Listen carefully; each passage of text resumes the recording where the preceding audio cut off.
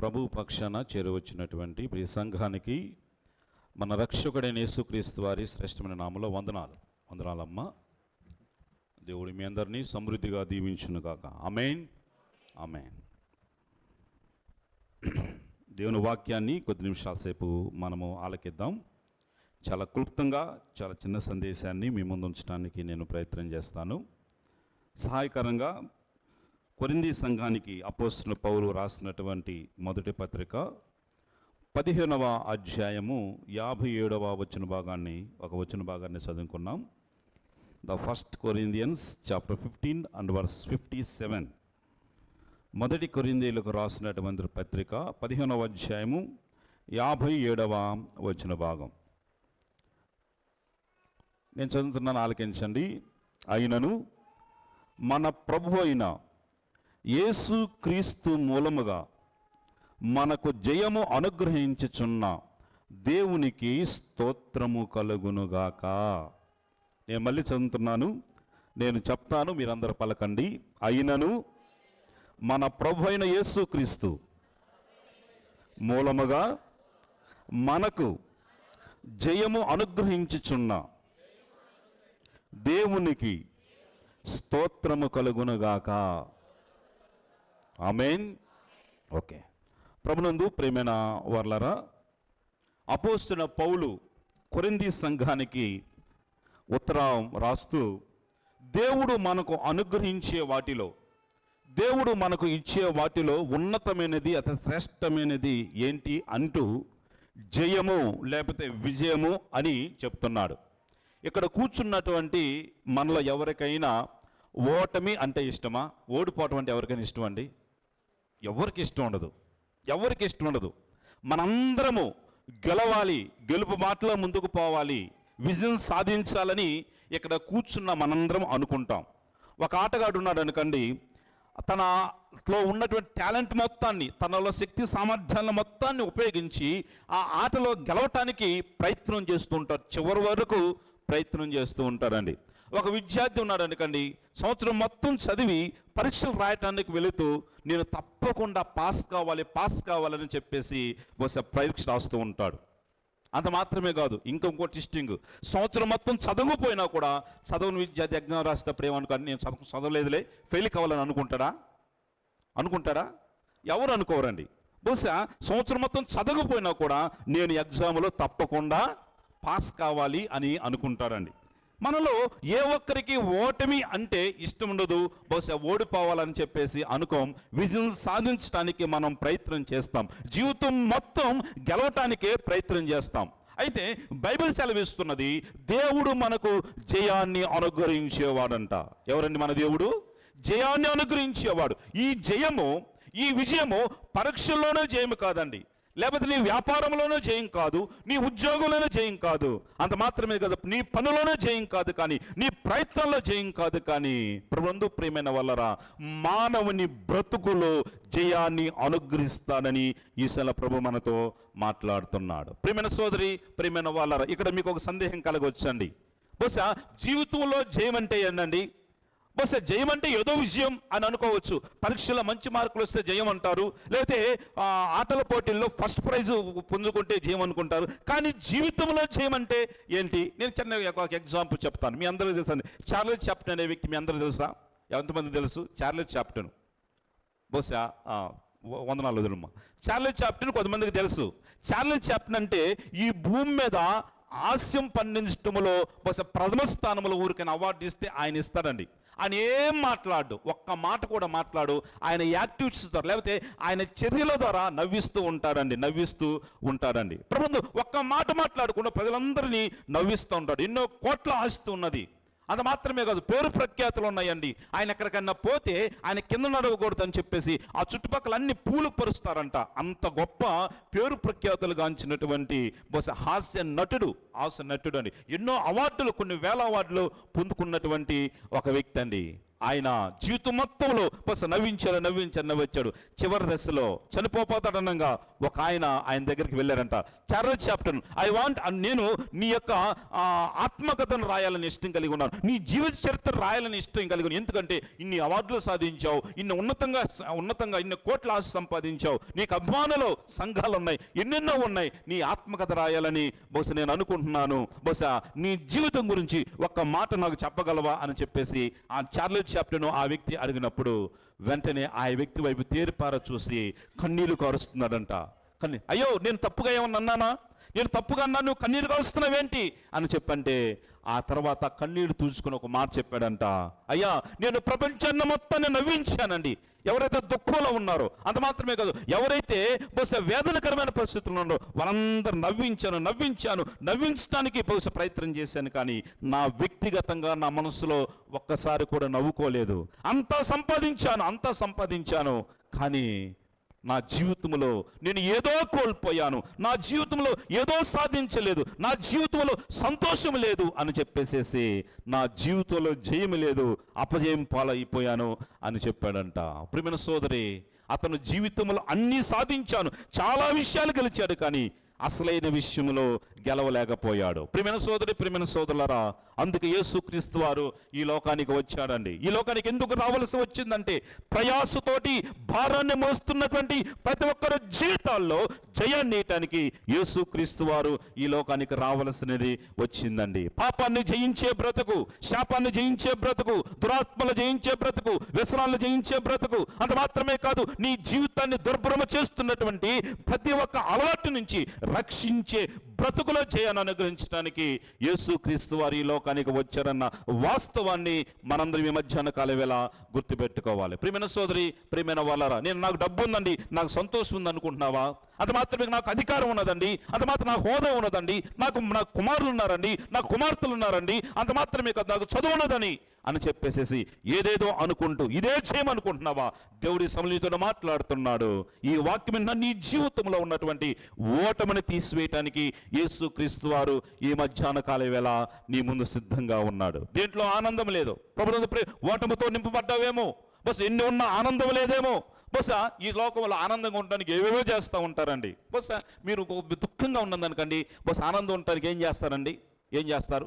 ఒక్కొక్కరు చేస్తారు. బహుశా కొంతమంది సినిమాలు చూస్తారంట లోకంలో, అంత మాత్రమే కొంతమంది ఎంజాయ్గా ఉండటానికి తాగుతారండి కొంతమంది, అంత మాత్రం కొంతమంది బహుశా ఇంకా ప్రత్యేకమైన వాళ్ళు ఏంటంటే బహుశా నాకు అంటే మా నాన్నగారు దేవుణ్ణి నమ్ముకోక ముందు, మీ అందరికీ తెలుసు, నాకంటే బాగా తెలుసు, మా నాన్నగారు బహుశా దేవుణ్ణి నమ్మకాక ముందు బహుశా మా అమ్మను భయంకరంగా కొట్టేవాడంట.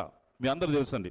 ఒక గిరి గీసి గిరిలో పెట్టేసేసి అక్కడి నుంచి కదిలితే మాత్రం నేను కొడతానని చెప్పేసి భయంకరంగా కొట్టి బయటకు పోయి చొక్కా ఎగరేసేవాడంట.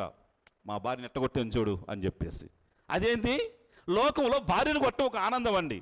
ప్రభువు ప్రియమైన వాళ్ళు ఇలాగా ఒక్కొక్కటి ఆనందం కోసం ఎంచుకుంటున్నారు. కానీ బైబిల్ చెప్తుంది, నువ్వు యేసుక్రీస్తు వారిని నిజముగా తెలుసుకోగలిగితే, నువ్వు యేసుక్రీస్తు వారిని యందు విశ్వాసం కలిగి ఉంచగలిగితే, యేసుక్రీస్తు వారి దగ్గరకు రాగలిగితే, యేసుక్రీస్తు వారి యందు నిజమైన భక్తి విశ్వాస సహితమైన పోరాటం నువ్వు సాగించగలిగితే సంపూర్ణమైన జీవిత విజయాన్ని అనుగ్రహిస్తారండి. ప్రియమైన సోదరి, నాకేం వ్యసనాలు లేవండి, నేను భక్తి పరులేనండి, నేను బాప్తిసం తీసుకున్నానండి, అంత మాత్రమే కాదు, నేను దేవుడు పాస్తానికి వస్తానండి, ప్రార్థన చేస్తానండి, ఉపవాసం ఉంటామండి, అవన్నీ కాదండి. ప్రభువునందు ప్రియమైన వాళ్ళారా, నువ్వు దేవుడి కోసం ఏదైనా కార్యం తలపెడితే నువ్వు అంతం వరకు ఆ కార్యాన్ని నెరవేర్చగలుగుతున్నావా?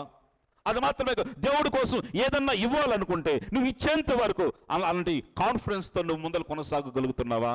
ప్రియమైన సోదరి, ప్రియమైన వాళ్ళరా, దేవుని కార్యాలు జరగటం లేదంటే, దేవుని యొక్క కార్యాలు నీ జీవితంలో ముందు కొనసాగటం లేదంటే ఇంకా ఇంకా ఇంకా సైతాను చేతిలో నువ్వు ఓడిపోతూనే ఉన్నావు. ఇంకా ఏ పాపం వైపు నువ్వు చూడకూడదు అనుకుంటున్నావో ఆ పాపం వైపు చూస్తున్నావు, ఏదైతే చేయకూడదు అనుకుంటున్నావో అదే చేస్తున్నావు. అది మాత్రమే కాదు, ఏదైతే చూడకూడదు అనుకుంటున్నావో అదే చూస్తున్నావు, ఏదైతే మాట్లాడకూడదు అనుకుంటున్నావో అదే మాట్లాడుతున్నావు, ఎక్కడైతే కూర్చోకూడదు అనుకుంటున్నావో అక్కడే కూర్చుంటున్నావు. కారణం ఏంటండి?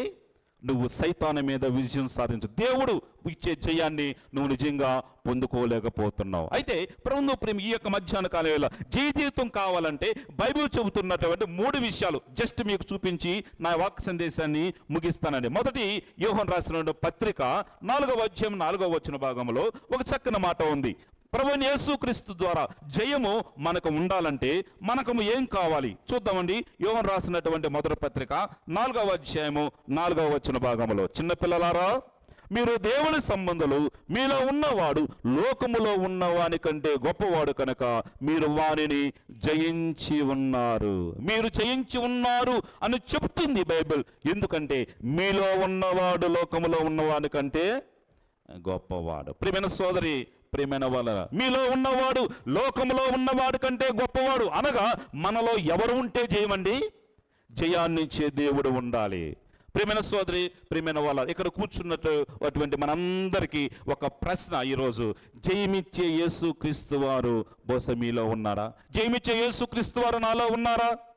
అపజయం పాలు చేసే లోకం మనలో ఉన్నదా? ఈ రెండిట్లో ఎవరు ఉన్నారు? చాలాసార్లు మనం అనుకుంటున్నామండి, ప్రియమైన సోదరి, ప్రియమైన సోదరులారా, అయ్యా జయము జయము జయము బహుశా అని చెప్పేసి పాటలు పాడతాం, కానీ మన జీవితంలో జయము లేనటువంటి పరిస్థితిలో ఉంటామండి. అయ్యా నా హృదయం అంతా యేసయ్య ప్రభా అని చెప్పి పాటలు పాడతాం, కానీ మన హృదయంలో యేసుక్రీస్తు వారికి స్థానం లేదండి. ప్రియమైన సోదరి, బహుశా పాటలు పాడతాం, మంచిగానే ఉంటాం, అది మాత్రమే దేవుడు కానుకలు ఇస్తాం, అన్ని బాగానే ఉంటాయి, అన్ని బాగానే ఉంటాయి. కానీ జయమిచ్చే యేసుక్రీస్తు వారికి మన జీవితంలో, మన హృదయంలో స్థానం లేకపోతే నువ్వు ఏ చోట ఉన్నా కూడా, ఏమి చేసినా కూడా నీకు అపజయమే పాలవుతుందండి. ప్రియమైన సోదరి, ప్రియమైన వాళ్ళరా, ఇక్కడ మాత్రం మన హృదయం అంతా యేసుని నింపుకుంటాం. ఇక్కడ దాటి వెళ్ళిపోయిన తర్వాత యేసుని తీసి ప్రక్కన పెట్టి మిగతా వారిని అన్నిటిని తీసుకుని హృదయంలో పెడతామండి. ప్రియమైన సోదరి, ప్రియమైన సోదరులారా, చాలాసార్లు ఎలాగో జరుగుతుంది. కనుకనే జీవితంలో అపజయం అపజయమని ఈశ్వర ప్రభు మనతో మాట్లాడుతున్నాడు. ముందు దేవుడు మన హృదయంలో లేకపోతే మన హృదయంలో ఏముంటుందండి? బహుశా ఒక చక్కని చూద్దాం. యేసుక్రీస్తు వారు చెప్పారు, దేవుడు యేసుక్రీస్తు వారు మన హృదయంలో లేకపోతే మన హృదయంలో ఏముంటాయి? మార్కు రాసిన సువార్త చదువు తమ్ముడు. మార్కు రాసిన సువార్త 7వ అధ్యాయము 21లో దేవుడు యేసుక్రీస్తు వారు ప్రభు, మనకు జయాన్ని ఇచ్చే ప్రభు మన జీవితంలో, మన హృదయంలో లేకపోతే మన హృదయంలో ఏముంటాయి? మార్కు రాసిన సువార్త 7వ అధ్యాయం 21వ వచన భాగంలో ఒక చక్కని మాట ఉంది. 7వ అధ్యాయము 21వ వచన భాగం చూద్దామండి. లోపల నుండి అనగా మనుషుల హృదయములో నుండి దురాలోచనలు, జారత్వములు, దొంగతనములను, నరహత్యలను, వ్యభిచారములను, లోభములను, చెడుతనములను, కృత్రిమమును, కామ వికారములను, మత్సరమును, దేవదూషణయు, అహంభావమును, అవివేకమును వచ్చును. ఈ చెడ్డవన్నయు లోపల నుండే బయలు వెళ్ళి మనుషుని అపవిత్రపరుచునని ఆయన చెప్పెను. ఇవన్నీ ఎక్కడి నుంచి వస్తున్నాయి? ఎక్కడి నుంచి వస్తున్నాయి? మన హృదయంలో నుంచే. మా అబ్బాయికి బాగలేదండి, మా అబ్బాయి చెడుతురులు తిరుగుతున్నాడండి, కారణం మా గృహంలో ఆ వాకిలి అటు ఉండకుండా ఇటు అంటుందండి అని అంటారండి కొంతమంది. అది మాత్రమే కాదు, ఇంకా కొంతమంది ఆ శనిగ్రహం చూసారా, అది మా అబ్బాయి మీద ఉందంటండి. ఏంది ఇది క్రైస్తవ్యమా? ప్రభువు ప్రేమ, చాలా బాధతోటి, చాలా భారంతో చెప్తున్నాను. బహుశా మీరు తీసుకున్న నిర్ణయాలు దయచేసి దైవజనుడిగా నాకు చెప్పొద్దండి. బహుశా ఆ శాపం నా మీద ఉండకూడదు. బహుశా ప్రభువు ప్రియమైన వాళ్ళ, మీరు ముహూర్తాలు చూసుకున్నారు, బ్రాహ్మడి దగ్గరికి వెళ్తే వెళ్ళున్నారు, బహుశా మీరు చేసుకున్నది ఏం చేసుకుంటారు, ఆ శాపం మీ మీద ఉంటుంది. కానీ మీరు తీసుకువచ్చి ఆ రోజు మంచి రోజు అంట, ఆ రోజు ప్రార్థన చెప్పి నాకు పెట్టొద్దండి. ప్రార్థన పెట్టండి అని చెప్పండి, కానీ బహుశా మంచి రోజు అంట ప్రార్థన పెట్టండి అని చెప్పకాకండి. ప్రియమైన సోదరి, మిమ్మల్ని బ్రతిమలాడుకొని చెప్తున్నానండి, చాలా భారంతో చెప్తున్నాను. ప్రియమైన సోదరి, ఇవన్నీ ఎక్కడి నుంచి వస్తున్నాయండి? ఎక్కడి నుంచి వస్తున్నాయి? ప్రభువు మన హృదయంలో నుంచే వస్తున్నాయి. మన హృదయంలో నుంచి వస్తున్నాయి. చెడ్డలో నుంచి రావటం లేదు, మంగళవారం నుంచి రావటం లేదు, శుక్రవారం నుంచి రావటం లేదు, ఆదివారం నుంచి రావటం లేదు, అంత మాత్రం ఎవరో ఎదురొస్తే రావటం లేదండి. కానీ ఇవన్నీ మన హృదయంలో నుంచే వస్తున్నాయి, ఒక మన హృదయంలో నుంచే వస్తున్నాయి. అనగా దేవుడు లేని హృదయం ఎలాంటివి ఉంటాయి? ఒక పాడుబడినటువంటి గృహం వలె ఉంటుందండి. ఎందుకంటే వెలుగైన దేవుడికి ఆ జీవితంలో స్థానం లేదండి. జీవాధిపతి అయిన దేవుడికి అక్కడ స్థానం లేదు. అక్కడ 13 రకాలటువంటి పాపాల గురించి, దుర్వ్యసనాల గురించి ప్రస్తావించబడిందండి. ఈరోజు ఏ పాపంతో నువ్వు బంధించబడి ఉన్నావో, బహుశా ఏ పాపము నీ హృదయంలో నింపుకొని దేవుడికి స్థానం లేకుండా చేస్తున్నావో, కనుకనే నీ జీవితంలో అపజయం, కనుకనే నీ జీవితంలో గెలుపు లేదు, అందుకని నీ జీవితంలో వైఫల్యం, అందుకని నీ జీవితంలో అశాంతి, అందుకని నీ కుటుంబం అసమర్థత అసమాధానం. ప్రియమైన సోదరి, ప్రియమైన వాళ్ళరా, పరమార్థం అవిలంబించకపోవటానికి కారణం బహుశా నీ హృదయంలో ఎలాంటి పాపాలను ఉంచుకొని దేవుడికి స్థానం లేకుండా చేస్తున్నావు కనుక. ప్రియమైన సోదరి, ప్రియమైన వాళ్ళరా, ఎందుకు లోకాన్ని పెట్టుకున్నావు? ఎప్పుడో లోకాన్ని విడిచి వచ్చావు, లోకానికి వేరే బ్రతుకుతామని చెప్పేసి బహుశా దేవుడి దగ్గర నిండా నీట మునిగి ప్రజలందరూ సాక్ష్యం చెప్పావు. ప్రియమైన సోదరి, ఎందుకు మళ్ళీ వెనుక కుక్క తన వాంతికి తిరిగినట్టుగా ఇంకా వెనక్కి తిరుగుతూ దేవుడికి స్థానం లేకుండా, దేవుడు వాక్యానికి స్థానం లేకుండా, దేవుడి సన్నిధానానికి స్థానం లేకుండా ఇంకా లోకం వైపు చూస్తుంటే నీ జీవితంలో అపజయం అని దేవుడి వాక్యం తెలియచేస్తున్నదండి. ఇక బహుశా అన్ని నేను చూపించుకొని చూడండి, అక్కడ ఒక మాట ఉంది, దురాలోచనలు అని ఉంది. అనగా మనిషి ఆలోచనలు పాడైపోయాయంటండి. మనిషి ఆలోచనలు ఇప్పుడు బైబిల్లో ఒక చక్కని మాట ఉంది. చాలా మంది మంచాల మీద పొనుకొని ఏం క్రియలు ఆలోచిస్తారంట? మోసపు క్రియలను ఆలోచిస్తారంట. ఎవరిని ఎలాగా మోసం చేయాలి, రేపు తెల్లారు లేచిన తర్వాత ఎవరికి అబద్ధం చెప్పాలి, అంతమంది ఎవరిది దోచుకోవాలి. బహుశా ఎవరి ఉద్దేశం చెప్పలేదండి. బహుశా నేను చెప్తున్న బైబిల్లో ఉన్న వాక్యాలు. బహుశా ఎలాగ భార్యను ఎలాగా మోసం చేయాలి, భర్తను ఎలాగా మోసం చేయాలి, అది మాత్రమే బిడ్డలను ఎలాగా మోసం చేయాలి, తల్లిదండ్రులు ఎలాగా మోసం చేయాలి అని చెప్పేసి రాత్రి పడుకొని బహుశా చాలా మంది మోసపు క్రియలను ఆలోచిస్తారంట. బహుశా తుదకు తెల్లవారు లేచిన తర్వాత ఆ క్రియలు నెరవేర్చుకోవటానికి ముందుకు కొనసాగుతున్నాడు. ప్రియమైన సోదరి, ఈ మధ్యాహ్న కాలంలో దేవునితో మాట్లాడుతున్నాడు. నీ ఆలోచనలు పరిశుద్ధంగా ఉన్నాయా? నీ ఆలోచనలు పవిత్రంగా ఉన్నాయా? బహుశా నీ యొక్క ఆలోచనలు దేవుడికి స్థానం ఉండేటట్లేగా ఉన్నాయా? నీ జీవితంలో జయం అనుగ్రహించే విధంగా నీ ఆలోచన విధానం ఉన్నదా? జాగ్రత్త, దేవుడికి స్థానం లేకపోతే ఇవన్నీ నీ జీవితాన్ని దుర్భరం పాలు చేసి అపజయం పాలు చేస్తాయండి. ప్రియమైన సోదరి, ప్రియమైన నీ ఆలోచనలు పవిత్రంగా ఉండాలంటే నీ హృదయంలో పవిత్రుడైన దేవుడు ఉండాలి, ఆయనకి స్థానం ఉండాలి. నిజ దేవుడు మన హృదయంలో ఉండాలని కోరుకున్నారండి. ఆయన కొండల మీద బస్సు గుట్టల మీద ఉండే దేవుడు కాదమ్మా. ప్రియమైన సోదరులరా, మన హృదయంలో ఉండాలని, మన హృదయంలో స్థానం కావాలని కోరుకుంటున్న వ్యక్తి అని దేవుడు మాట్లాడుతున్నాడు. ప్రియమైన సోదరి, ప్రియమైన వాళ్ళరా, కొంతమంది అంటారండి, బహుశా దేవుడికి స్థానము, దేవుడు నమ్మకం అంటే నా భర్త ఒప్పుకోవటం లేదండి, నా భార్య ఒప్పుకోవటం లేదండి, నా బిడ్డలు ఒప్పుకోవటం లేదండి. అందుమాత్రం ఇందాక ఉదయాన్నే బహుశా తమ్ముడు ఒక మంచి మాట చెప్పాడు. అన్న, నేను బహుశా సారీ ఏమనుకోవద్దు, బహుశా నేను చక్కని బాప్తిసం తీసుకున్నానన్నా, మీకు చెప్పకుండా నేను వేరే దగ్గర తీసుకున్నాను, ఇక్కడ తీసుకుంటే నాకు సిగ్గు అని చెప్పాడండి.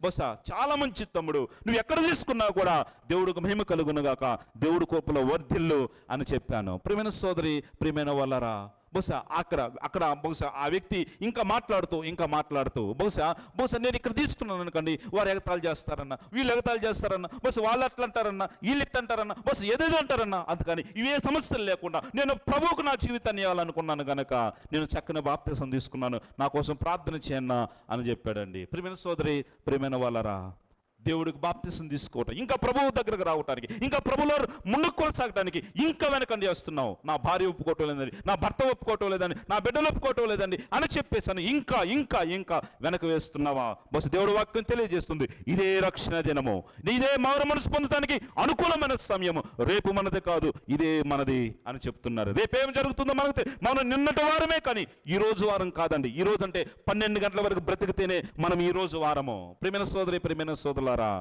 ఈ సమయంలో దేవుడు నీతో మాట్లాడుతున్నాడు. ఆయన ఇంకా నీ హృదయం అనే వాకుల యొద్ద నిలవబెట్టి ఇంకా ఎంతసేపు బహుశా నువ్వు ఇంకా ఆయన నిలబెడతావు. అందుకనే బహుశా ఆ పెద్దన్న అరుణో వాళ్ళ పెద్దనాన్న ఒక పాట పాడేవాడు. బహుశా ఎంతసేపు నిలువబెట్టి ఏడ్పింతురతని, ఎంతసేపు నిలువబెట్టి ఏడ్పింతురతని, నతడు ఎంతో దయతో పిలచుచున్నాడిప్పుడు మిమ్ములను, అతడు ఎంత దయతో పిలచుచున్నాడిప్పుడు మిమ్ములను, హృదయమనెడి తలుపు నొద్ద యేసునాదుండు, హృదయమనెడి తలుపు నొద్ద యేసునాదుండు, నిలచి సదయుడగుచు తట్టుచుండు సకల విధం. అవునండి, నీ హృదయం అనే వాకిలి యొద్ద ఆయన తడుతున్నాడు, ఇంకా తడుతున్నాడు. నువ్వు మారుతావని, ఇంకా నీ బ్రతుకును మార్చుకుంటావని ఆయన తడుతుండగా బహుశా ఆయన ఉన్నాడు లేనే భ్రమలో బ్రతుకుతూ బహుశా ఆయనకు స్థానం లేకుండా చేస్తే నీ జీవితంలో అపజయమని ఈశ్వర ప్రభు మనతో మాట్లాడుతున్నది. జయము కావాలని కోరుకుంటున్నా నీవు ఆయనకు స్థానం. రెండో మాట చెప్పి నేను ముగిస్తాను, సమయం అవుతుంది. అదే యోహాను రాసిన పత్రిక 5వ అధ్యాయం 4వ వచనంలో ఒక చక్కని మాట ఉంది. యోహాను రాసినటువంటి మొదటి పత్రిక 5వ అధ్యాయం 4వ వచన భాగంలో యోహాను పత్రిక మొదటి పత్రిక 5వ అధ్యాయం 4వ వచన భాగంలో ఒక చక్కని మాట ఉంది. దేవుడు మూలముగా పుట్టిన వారందరూ లోకమును జయించుదురు, లోకమును జయించిన విజయము మన విశ్వాసమే. ఇదేంటండి? అనగా విశ్వాసం కలిగిన వాడు విజయం సాధిస్తాడు. విశ్వాసం లేకుండా, నువ్వు నమ్మిన దేవుడి మీద నువ్వు నమ్మకం లేకుండా, నిన్ను సృష్టించిన దేవుడిని నువ్వు మనసా వాచా కర్ణ నమ్మకుండా బహుశా నువ్వు దేవుని ద్వారా విజయం సాధించాలంటే అది అసాధ్యము, అసంభవమని దేవుడు మాటలను బట్టి ఈశ్వర మనతో మాట్లాడుతున్నాడు. విజయం ఇచ్చే యేసయ్య మీద విశ్వాసం కలిగి ఉండాలని ప్రభు మాటను బట్టి ఈశ్వర మనతో మాట్లాడుతున్నాడు. బైబిల్ గ్రంథంలో ఏ భక్తుని జీవితంలోనైనా బహుశా ఆశ్చర్యకార్యం పొందుకున్నాడంటే, అద్భుత కార్యం పొందుకున్నాడంటే, అంత మాత్రం అమోఘమైన కార్యాలు పొందుకున్నాడంటే ఖచ్చితంగా ఆ యొక్క భక్తుని విశ్వాస ఉనికి ఆ కార్యం వెనక ఉన్నదని దేవుడి వాక్యాన్ని బట్టి మనం తెలుసుకోవచ్చండి. ఎరుకో గోడలు మనకు తెలుసండి. ఎరుకో గోడలు అడ్డొచ్చాయి ఇశ్రాయేలీయులకి. అప్పుడే యొర్దాను నది దాటారండి. కనాను స్వాధీనపరుచుకోవాలి, అంతలో ఎరికే గోడలు అడ్డం వచ్చాయండి. బస్ యెహోషువ 6వ అధ్యాయంలో ఆ మాటలు ఉంటాయండి. యెహోషువ దేవుణ్ణి అడిగాడు, ప్రభా నువ్వు మా ఆ యొక్క కనానిస్తానన్నావు కదా, బస్ ఈ ఎరుకో గోడలు అడ్డం వచ్చాయి, మేమేం చెయ్యాలి అని అన్నారండి. దేవుడు సింపుల్గా, చాలా సింపుల్, అది ఎంత భారంతో అడిగాడో బస్ డ్రమటికల్గా బస్ మనం అనుకుంటే ఎంత భారంతో అడిగాడే దేవుడు ఒక చక్కని మాట, తిరగండి అన్నానండి. తిరిగేదేంటి ప్రభువా? తిరిగేదేంటి? నేను తిరగాల ఇంతమంది జనంతోటి?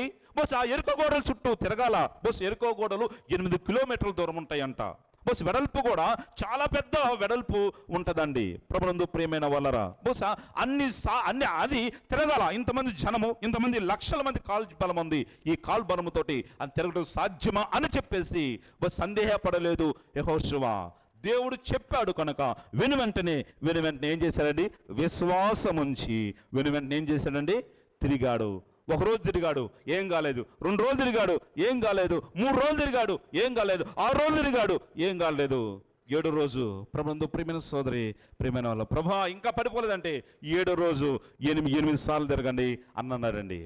బహుశా ఒకసారి తిరగటానికే బహుశా ఇంత అయితే 8 సార్లు తిరగటం కష్టం కదా. 56 కిలోమీటర్లు, 1,00,000 మంది జనం తిరగటం అంటే ఇక్కడి నుంచి మేదరమెట్ల అంత దూరం ఉంటుందండి. బహుశా మేదరమెట్ల దూరం ఉండాలి. బహుశా అంత సార్లు తిరగటం అంటే కష్టం కదా అని అనకుండా దేవుడు చెప్పాడు కనుక తిరగదామన్నాడు. తిరిగాడు, మొత్తం తిరిగాడు, ఏం కాలేదండి. ప్రభా నువ్వు చెప్పినట్లుగా తిరిగాం ప్రభా, బహుశా ఇప్పుడు ఏం చేయమంటావు అని అన్నాడండి. అప్పుడు దేవుడు ఒక మాట చెప్పాడు, మీరు ఇప్పుడు బిగ్గరగా అరవండి అని చెప్పాడండి.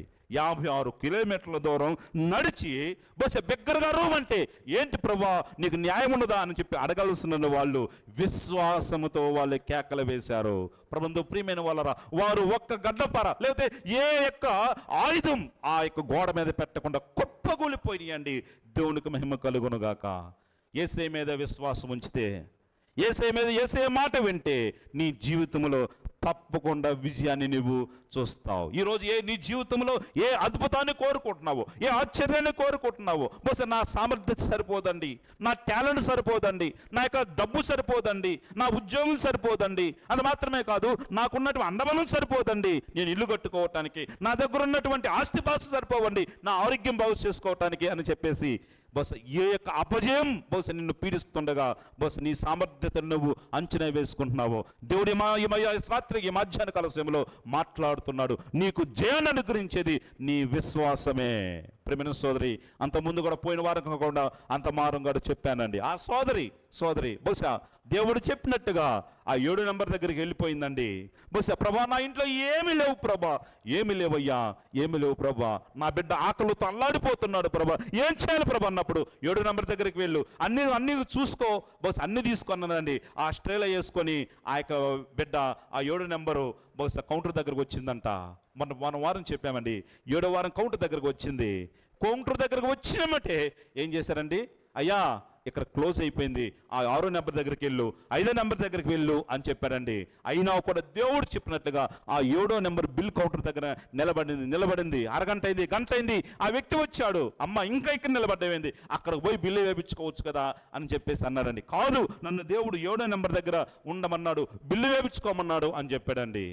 బహుశా అలాంటి సమయంలో బహుశా నేను అనుకుంటాను, ఆ బిడ్డ మమ్మీ ఆ చాక్లెట్ తింటాను మమ్మీ, లేకపోతే ఆ బ్రెడ్ తింటాను మమ్మీ, లేకపోతే ఆ యొక్క ప్యాకెట్ తింటాను మమ్మీ, నాకు ఆకలి అవుతుంది మమ్మీ అంటే, కాదయ్యా బిల్లు వేసిందాకా ఆగు, బిల్లు వేసిందాకు అని ఆగు అని చెప్పేసి ఆ యొక్క తల్లి ఆ బిడ్డని ఎన్నిసార్లు సముదాయించుంటుంది కదా. ప్రియమైన వాళ్ళరా, వచ్చాడు, బిల్లు వేశాడు, చివరి దగ్గరకు వచ్చింది. వెంటనే ఏమనిపించిందండి? హలో జెంటిల్ మ్యాన్స్, ఒక మాట వినండి. ఈరోజు ఒక పెద్ద ఆఫర్ మీకు ఇస్తున్నాను. అదేంటంటే, ఈ యొక్క సూపర్ మార్కెట్ ప్రారంభించి 7 సంవత్సరాలైన సందర్భంగా 7వ బిల్ కౌంటర్ దగ్గర ఉన్నటువంటి మొదటి వ్యక్తి ఏది కొన్నా కూడా అది మొత్తం ఉచితంగా ఇస్తున్నాము అని చెప్పినప్పుడు ఆ సోదరి ఎగిరి గొంతులేసిందండి. అది విశ్వాసం అంటే.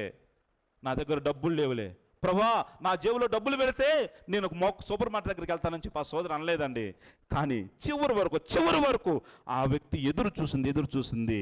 ప్రియమైన వాళ్ళ గొప్ప అద్భుతాన్ని చూసినట్లుగా మనం చూస్తున్నాం. కనుక ప్రభువుని విశ్వాసం అనేది మనకు విజయాన్ని అనుగ్రహిస్తుంది. కనుక అలాంటి విశ్వాసం సహితమైన జీవితంతో ముందుకు కొనసాగి దేవుని కృపలో వర్ధిల్లాలని ఈశ్వర ప్రభు మనతో మాట్లాడుతున్నాడు. ప్రియమైన సోదరి, మూడవదిగా ఒక చిన్న మాట చెప్పుకొని నేను ముగిస్తున్న సమయం ఇంకా 5 నిమిషాలు ఉన్నది. బహుశా ఆ మాట చూసుకుని రోమాపత్రిక 8వ అధ్యాయము 37వ వచనం చూడండి. రోమాపత్రిక 8వ అధ్యాయము 37వ వచన భాగం. రోమాపత్రిక 8వ అధ్యాయము 37వ వచన భాగం.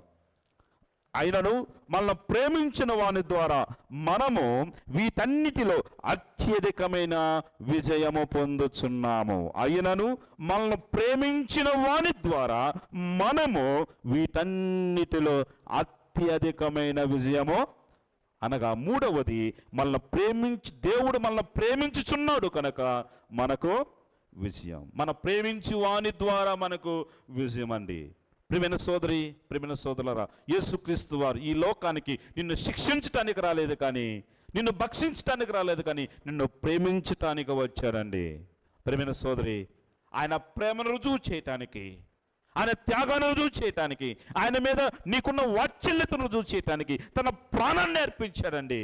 అలాంటి దేవుణ్ణి కలిగి ఉండి ఇంకా నిరాశలో ఉంటే, అలాంటి దేవుణ్ణి కలిగి ఉండి ఇంకా విచారిస్తుంటే, అలాంటి దేవుణ్ణి కలిగి ఉండి ఇంకా ఇంకా ఇంకా దుఃఖపడుతూ ఉంటే, ఇంకా నా జీవితంలో ఏంటి? బస్ ఎన్నో మేలు చేశాడు, ఎన్నో ఉపకారాలు చేశాడు, ఎన్నో భయంకరమైన శ్రమలో నుంచి బహుశా అగ్నిలో నుంచి లాగినట్లు లాగాడు. ఇంకా ప్రేమిస్తూనే ఉన్నాడు. ఆయన ప్రేమకు రుజువుగా తన ప్రాణాన్ని అర్పించాడు. అలాంటి యేసు క్రీస్తు వారు నమ్ముకొని ఇంకా నువ్వు విచారిస్తున్నావంటే, ఇంకా నీకు దుఃఖిస్తున్నావంటే, ఇంకా భయంతో ఉన్నావంటే, బహుశా దేవుడు చెప్తున్నాడు, ప్రేమైన సోదరి, ఈ మధ్యాహ్న కాల సమయంలో నీకు జయాన్ని అనుగ్రహించాలంటే నిన్ను ప్రేమించు యేసయ్య మీద ప్రగాఢమైన విశ్వాసం ఉంచుకోవాలి. ప్రియమైన సోదరి, ప్రియమైన సోదరులారా, ఈ రాత్రికాల వేళ ప్రభు నీతో మాట్లాడుతున్నాడు. ప్రభు నీతో మనుషుల మీద ఆధారపడితే బహుశా నీ యొక్క జీవితంలో గెలుపు నువ్వు సాధించలేవు. కానీ బహుశా నువ్వు దేవుడి మీద ఆధారపడగలిగితే, దేవుడు ప్రేమించేవాడుగా నువ్వు మారగలిగితే, దేవుడి చేత ప్రేమను పొందుకోగలిగిన వాడిగా నువ్వు మారగలిగితే, ఆయనకు ఇష్టడుగా నీవు మారగలిగితే, ఆయన దృష్టి లోకమందంతా సంచారించేటప్పుడు ఆయన దృష్టిలో నువ్వు పడగలిగితే, నోవాహు వలె లోకాన్నంతా చూచినప్పుడు నోవాహు ఒక్కడి నీతిమంతుడుగా కనిపించినట్లుగా నీవు కూడా ఈ సంఘాన్ని చూసినప్పుడు నీకు నీవుగా, ఎవరికి వారుగా దేవుడి యొక్క పవిత్రులుగా, పరిశుద్ధులుగా, ఆయన కోసం జీవించేవాడిగా కనిపిస్తే ఆయన ప్రేమను పొందుకుంటావు. ఆయన ప్రేమను పొందుకున్నావు కనుక నీ జీవితంలో నేను విజయాన్ని సాధించగలుగుతున్నామండి. ప్రేమైన సోదరి, ఆయన చేత ప్రేమించబడే వ్యక్తిగా మారుతావా? ఇంకా ఆయన ప్రేమను పొందని వ్యక్తిగా ఇంకా ఆయనకు వ్యతిరేకంగా నువ్వు జీవిస్తున్నావేమో. దేవుని నమ్ముకున్నావు, బాప్తిసం తీసుకున్నావు, ఎన్నెన్నో చేస్తున్నావు, ఇంకా నమ్ముకుని 30 సంవత్సరాలు అవుతుంది, 40 సంవత్సరాలు అవుతుంది, 50 సంవత్సరాలు అవుతుంది, 10 సంవత్సరాలు అవుతుంది. ఇంకా దేవుడి కోసం రగలకపోతే, ఇంకా దేవుడి కోసం ఇంకా ముందు కొనసాగకపోతే, ఎక్కడ వేసిన గొంగలి అక్కడలాగా ఉంటే, గొంగల్ని ఒక వ్యక్తి అడిగాడంట, గొంగలి నువ్వెక్కడ ఉన్నావయ్యా అని అడిగాడంట. గొంగలి ఏం చెప్పిందండి? అయ్యా నువ్వేం విచారపడద్దు, ఏం బాధపడద్దు, నువ్వు ఎక్కడ వేసావో నేను అక్కడే ఉన్నా, నేను ఒక్క ఇంచు కూడా కదలలేదని చెప్పిందంట. అలాగ ఉన్నదేమో మన విశ్వాస జీవితం. ప్రియమైన సోదరి, ప్రియమైన సోదరులారా, ఆయన నేడో రేపే మేఘారుడి కడబడ శబ్దముతోటి మిక్కుడమైన వ్రణముతోటి రాబోతున్నాడు, ఆర్భాటంతో రాబోతున్నాడు. ఆయన ఆర్భాటంతో వచ్చినప్పుడు, ఆయన తీర్పు సింహాసనం మీద కూర్చున్నప్పుడు మన కృప కలిగిన వారి గుంపు వైపు ఉండాలి, కానీ ఆయన కోపాన్ని చవి చూసే వారి వైపు మనం ఉండకూడదండి. ఈసారి ప్రభు నీతో మాట్లాడుతుండగా, అయ్యా నిన్ను ప్రేమించే వ్యక్తులుగా నేను ఉండాలి, నాకు జయాన్ని అనుగ్రహిస్తావు, నీ మీద నేను ప్రగాఢమైనటువంటి విశ్వాసాన్ని కలిగి ఉన్నాను ప్రభా, బహుశా నా జీవితాన్ని దిద్దు ప్రభా, నాకు జయాన్ని అనుగ్రహించు. అంత మాత్రమే కాదు, నా హృదయంలో నేను సమస్త కల్మషాన్ని తీసివేసుకుని నీకు నేను స్థానం ఇస్తాను, నా జీవితంలో జయం అనుగ్రహించని ఈ మధ్యాహ్న కాలంలో ప్రార్థించగలిగితే దేవుడు తప్పకుండా నీ జీవితంలో జయాన్ని అనుగ్రహిస్తాడు. అంతలా ఉందాం, అందరూ అలాగే తల వంచుతున్నాం. ఈసారి ప్రభుతో ఒక్క నిమిషం మాట్లాడదాం. ప్రభా, అయ్యా నా జీవితంలో అన్నీ ఉన్నాయనుకుంటున్నాను, కానీ అయ్యా జయం లేదు, సంతోషం లేదు, సమాధానం లేదు. బహుశా నేను సంపాదిస్తున్నాను కానీ ఇంట్లోకి వచ్చిన తర్వాత సంతోషం, ఆనందము జయమి లేదు ప్రభా. అయ్యా సంపాదిస్తున్నాను, హాస్పిటల్ పెడుతున్నాను, ఏదో సాధించాలని ముందు కొనసాగుతున్నాను, కానీ నా బిడ్డల జీవితాల్లో అపజయం సగ చూస్తున్నాను ప్రభా. అయ్యో ఎంతకాలం ఈ అపజయం, ఎంతకాలం ఈ యొక్క అపజయం అని చెప్పేసి నేను వేసారిపోతున్నాను ప్రభా. నా జీవితాన్ని దిద్దవా, నా బ్రతుకుని దిద్దవా, అపజయం పాలైనటువంటి నా జీవితంలో జయాన్ని అనుగ్రహించు ప్రభా. అయ్యో ప్రభా, నా యొక్క జీవితంలో ఏదైతే కావాలనుకుంటున్నానో అది పొందలేక దాని ముందు నేను ఓడిపోతున్నాను ప్రభా. అయ్యో నా హృదయంలో నీకు స్థానం లేదేమో, నీ మీద నేను విశ్వాసం ఉంచటం లేదేమో, నీ చేత ప్రేమించబడే వ్యక్తిగా నేను లేదేమో ప్రభా. అయ్యో నన్ను క్షమించు, నన్ను మన్నించు ప్రభా. ఈ మధ్యాహ్న కాలం నాతో మాట్లాడారు అయ్యా, నాతో మాట్లాడిన మాటలు బట్టి నీకు వందనాలు. నా జీవితానికి జయం కావాలి, నా జీవితంలో విజయం కావాలి, గెలుపు బాటలో నేను నడవాలి ప్రభా. విజయ దుందుబి నా జీవితంలో మ్రోగించాలని ఆశ కలిగి నీ వైపు చేతులు ఎత్తుండగా నాకు జయాన్ని అనుగ్రహించువా. నా జీవితం దుర్మార్గతలు తీసివేస్తున్నాను, నా హృదయంలోకి రా ప్రభా. ఎంతకాలము నిన్ను నిలబెట్టాడయ్యా, నన్ను క్షమించు నాయన, నన్ను క్షమించు. నీవు తలుపు తట్టినప్పుడు నీ హృదయంలో తలుపు తీసి నా హృదయంలో సంతోషంగా ఆహ్వానించి జయ జీవితం వైపు నన్ను నడిపించే విధంగా నీ కృప నాకు దయచేయని ప్రార్థన చేయి. మహాగరుడ, మహోన్నతుడ, సర్వోన్నతుడ, సర్వాధికారి, నీ శ్రేష్టమైన నామానికి వందనాలు, స్తోత్రాలు వేలాదిగా చెల్లిస్తున్నాం. చాలా చక్కని మాటలు అయ్యా మా అందరితో మాట్లాడారు. నీకే స్తుతులు, వందనాలు వేలాదిగా చెల్లిస్తున్నాం. మా జీవితంలో గెలుపు లేదు ప్రభా, మాకు గెలుపు కావాలి, విజయం కావాలి అని ఎవరైతే కోరుకొని ఈ మధ్యాహ్న కాల వేళ ఒక చక్కని చిన్న తీర్మానముతోటి నీ సన్నిధానం విడిచి వెళుతున్నారో అట్టి వారికి వారి జీవితంలో నిండైన విజయాన్ని అనుగ్రహించి మనం ఏం ప్రార్థన చేస్తున్నాం ప్రభా. వారు కోల్పోయినది తిరిగి పొందుకునే విధంగా మీ సహాయాన్ని దయచేయండి. నీకు స్తుతులు, వందనాలు వేలాదిగా చెల్లిస్తుండగా మీరే కృప చూపమని యేసుక్రీస్తు వారి శ్రేష్టమైన నామములో ప్రార్థించి స్తుతించి అడిగి వేడుకుంటున్నాం తండ్రి. ఆమేన్, ఆమేన్.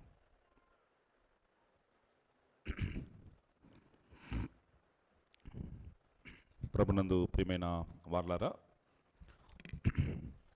కొన్ని ప్రకటనలు ఉన్నాయి. అనారోగ్యమైన వారి కోసం ప్రత్యేకంగా ప్రార్థించండి.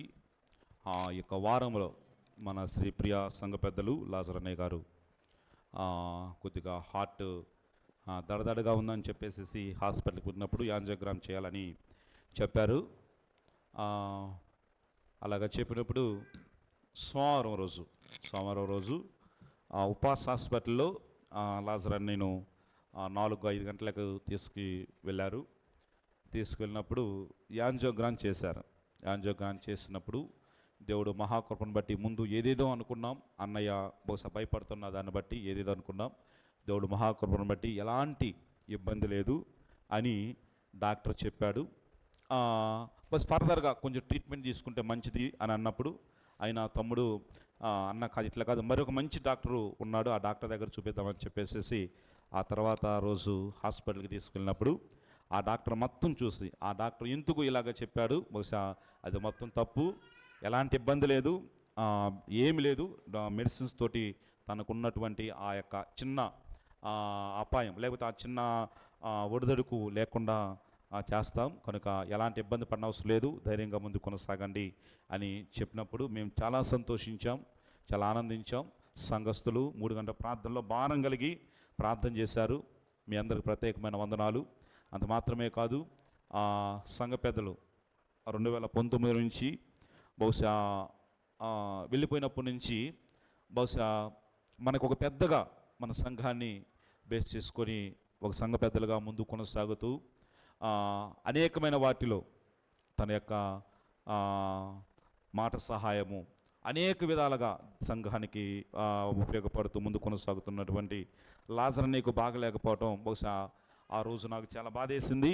కన్నీరు కూడా కాచాను. ప్రభా, అయ్యా మాకున్న పెద్ద ఆయన విషయంలో ఇలాగ జరిగింది ఏంటని చెప్పి చాలా విచారించాను. తమ్ముడు ఫోన్ చేసిన వెంటనే ఆ రోజు 10 గంటల వరకు అక్కడే ఉండి బహుశా ఉన్నాం. మన సంఘస్థులందరూ